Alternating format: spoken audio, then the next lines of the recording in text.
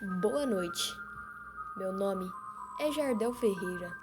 Moro em Fortaleza e quero relatar para vocês um evento sobrenatural que eu presenciei quando era rapaz e morava na minha cidade natal. Aqui no interior, eu aprendi o ofício de padeiro, muito novo, pois desde meus 12 anos eu comecei ajudando meu pai a fazer pães em uma padaria que ele trabalhava como padeiro. Isso lá no início dos anos 80. Mas no ano de 1987, seu João Ferreira, o dono da padaria que meu pai trabalhou, foi acometido de uma doença muito grave. Acredito que tenha sido derrame. E depois de alguns dias internado, ele não resistiu e acabou falecendo aquele foi um dia triste e depois de uma semana, Dona Manuela, sua esposa, junto com seus filhos, decidiram vender a padaria e ir embora, pois os seus filhos deles já moravam mais em nossa cidade e não queriam que ela ficasse morando sozinha. Então ela foi morar em Sobral com uma de suas filhas. Tanto o seu João como a Dona Manuela eram pessoas de bem e sempre consideravam meu pai. Por isso, ela e seus filhos o chamaram para ajustar as contas. E com o dinheiro da venda da padaria, ela pagou com meu pai pelo tempo que ele se decidiu, pois ele trabalhava na padaria desde os anos 70. Com o dinheiro na mão, meu pai pode realizar seu sonho, que sempre foi possuir um pedaço de terra onde poderia plantar e criar alguns animais. E foi assim que ele comprou um sítio que ficava a pouco distâncias de nossa cidade. E logo em seguida nós mudamos para lá. Após alguns dias, o novo nome da padaria foi até nosso sítio. Ele queria que meu pai continuasse trabalhando, fazendo pães, pois naquela época não existiam outros padeiros na cidade. Mas meu pai falou que ele já estava cansado de trabalhar para os outros. Eu que agradeceu o convite, mas ele dispensava. Só que na mesma conversa meu pai disse que ele dava conta do serviço, pois mesmo tendo apenas 18 anos, já sabia fazer o pão e há outras coisas que se vende em padaria. A princípio, seu Nicolau não quis me contratar, porém meu pai garantiu a ele que eu sabia fazer o pão e era responsável. Sendo assim, o homem me chamou para fazer a experiência de alguns dias. E se o povo continuasse gostando do pão, ele me contratava definitivo. Na hora eu dei um pulo de alegria, pois imaginava o cabra solteiro, 18 anos de idade, com um salário no bolso e morando na casa dos pais. Ia ficar muito granfinido e poderia comprar minhas coisas que eu tinha vontade, mas o dinheiro não dava. Na segunda-feira eu comecei o serviço e, como é esperado, o povo continuou comprando pão, pois eu aprendi com meu pai. O ruim nem era o horário do trabalho, pois eu estava acostumada e sim a distância do sítio. Mesmo assim, toda noite perto das 11 horas eu tinha que ir para a padaria, pois a gente fazia o pão durante a madrugada, para que todo dia, bem cedo, 5 horas da manhã, já estivesse pão quente para vender aos fregueses. Naquele tempo, o meu transporte era uma bicicleta, barra circular, com garupa e fazia chuva, frio, toda noite. Eu pegava a estrada com ela, inclusive, desse meu caminho, ficar você me deram da cidade é toda noite. Eu passava por lá, em frente, e então nunca tinha visto nada de sobrenatural. No mês de abril daquele ano, foi a Semana Santa. E se tem um dia que meu pai sempre respeitou, foi a Sexta-feira Santa. Nesse dia ele nunca trabalhou E por isso eu falei com meu patrão que naquela noite, de quinta para sexta, eu não iria trabalhar. Só que o Nicolau era tão não acreditou em nada de Deus, nem coisa ruim. Ele sempre dizia que essas coisas eram invenções dos homens e me falou que se eu fosse, me pagaria em dobro o valor da diária. Quando falei com meu pai, ele só me disse que eu já era um homem feito e portanto fizesse como achava melhor. Mas se fosse ele, preferia ficar sem receber esse dinheiro. Pensei, bem, eu resolvi trabalhar mesmo assim. E na noite de quinta para sexta, como sempre fazia, levantei perto da meia-noite, tomei um café, vesti uma roupa de frio e peguei minha bicicleta e fui para a padaria. Depois de mais ou menos meia hora, começou a cair uma chuva fina e aos poucos foi engrossando.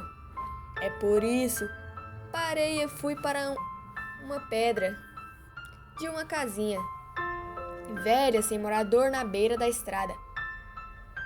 A poucos metros de onde eu ficava o cemitério, a distância da casa até o cemitério não dava nem 100 metros.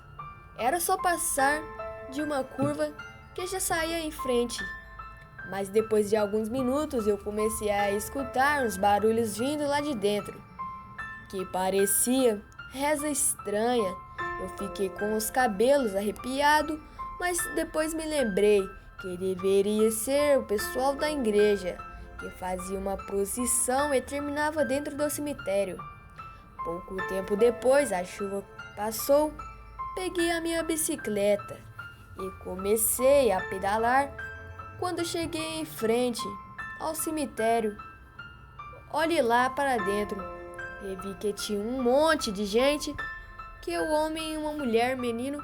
Por isso eu parei a bicicleta na estrada e fiquei do lado de fora do muro olhando naquela marmota.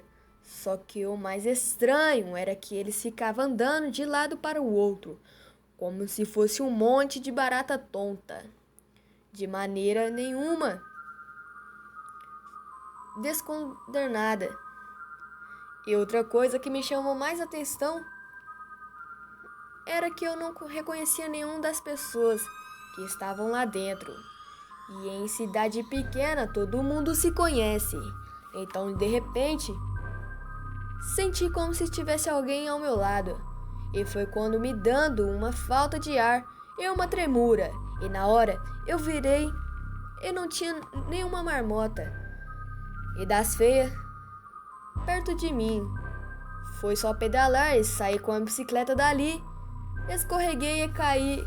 E quando abri os olhos, percebi que aquele monte de gente agora estava na estrada e me olhando. E eu vi um sujeito alto, magrelo.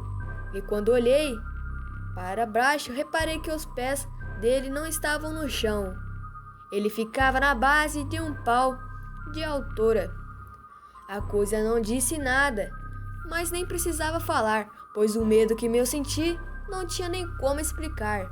Pense no medo daquele que faz o homem tremer as pernas e perder as forças. O pior foi quando ninguém entende de olhar para a cara dele e era um negócio feio, que não tem coisa igual nesse mundo. Parecia uma caveira. Na hora, só pedi força a Deus. E sei que foi Ele que me sustentou para eu não conseguir me levantar. Depois montei na bicicleta e saí de lá, disparado. Só que parei quando cheguei em frente à padaria que eu trabalhava. Nessa hora um amigo chamado Vanildo, que era meu ajudante, já tinha chegado, colocado fogo na fornalha, e ele estava me esperando para temperar a farinha e começar a fazer a massa do pão. Mas quando ele olhou para mim, logo perguntou o que tinha acontecido, pois eu estava tremendo, branco como assim meu sangue tivesse fugido do corpo. E tudo sujo de lama. Eu mesmo peguei um copo de água, coloquei uma colher de açúcar e depois beber. Respirei e falei com ele o que tinha acontecido. Depois disso, fui me levar e, por sorte, ele foi até a casa dele e trouxe roupa limpa para mim e me emprestou. Ele não duvidou que eu tivesse visto alguma coisa no cemitério, mas achava que eu tinha visto era o povo da cidade que já tinha participado de alguma procissão. E o medo me fez ficar cego e nem reconhecer as pessoas, e que também algumas usavam tipo de máscara no rosto. E com a escuridão eu confundi. Mesmo com tudo isso, a gente foi cuidar no pão. E como precisava dar um tempo para que não fermentasse, depois que a massa estava descansada e a chuva parou, Vanildo me chamou para a gente ir na estrada conferir se o povo ainda estava lá dentro ou já tinha vindo embora. Eu nem queria ir, mas como ele insistiu, acabei indo com ele, pois da padaria até o cemitério deveria dar uns 10 minutos caminhando, e por isso dava o tempo suficiente do pão fermentar, para que a gente pudesse assar.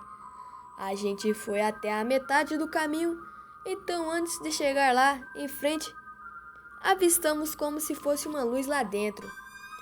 Na hora, ele me olha e disse que deveria ser o povo com as velas e os candeeiros. Voltamos de lá, mesmo no outro dia.